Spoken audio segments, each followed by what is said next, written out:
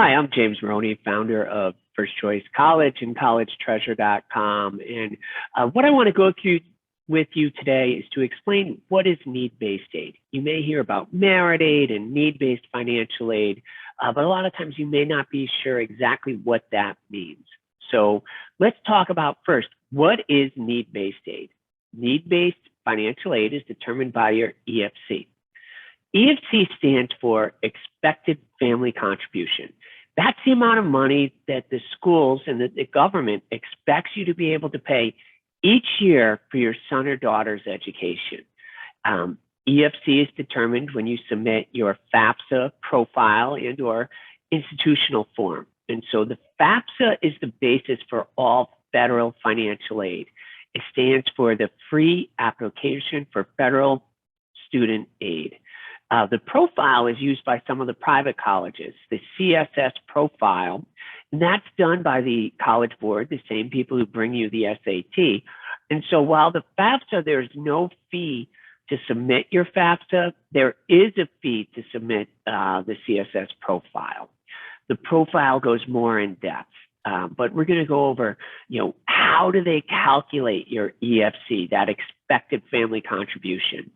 So they come up with this number, that's your EFC, how much the colleges expect you to be able to pay each year.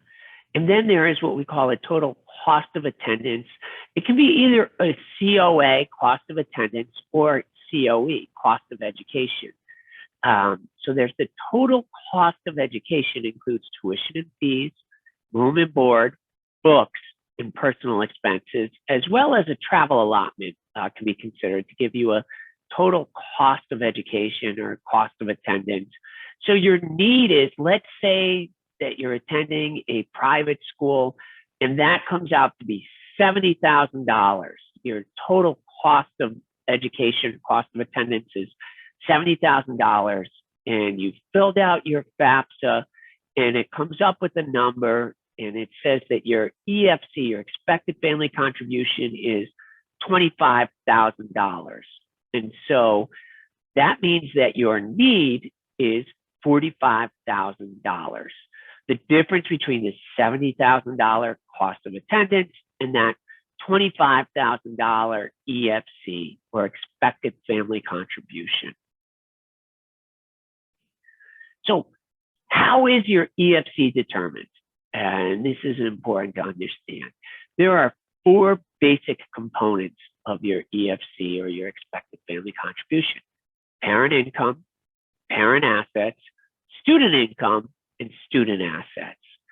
So a lot of times people will ask, well, what are assets, right? And so assets are anything that is not on a retirement account, basically. So cash, so if you have money in a checking or savings account, if you have stocks or bonds that are not in an IRA or 401k, those are considered an asset. For the federal methodology, your primary residence, your home, is not considered an asset. But if you had a vacation home, that is considered an asset, or a rental home. If you own a business, so long as you don't have more than 100 employees, if you have less than 100 employees and it's the sole source of income, then that actually is even excluded. So they shield business assets in a different way. So do they consider home equity? Federal methodology, no, but some of the private schools do look at your home equity. And those schools that require the CSS profile that ask more in-depth questions will look at they'll have a greater snapshot of your wealth to consider when determining and calculating what exactly is your expected family contribution.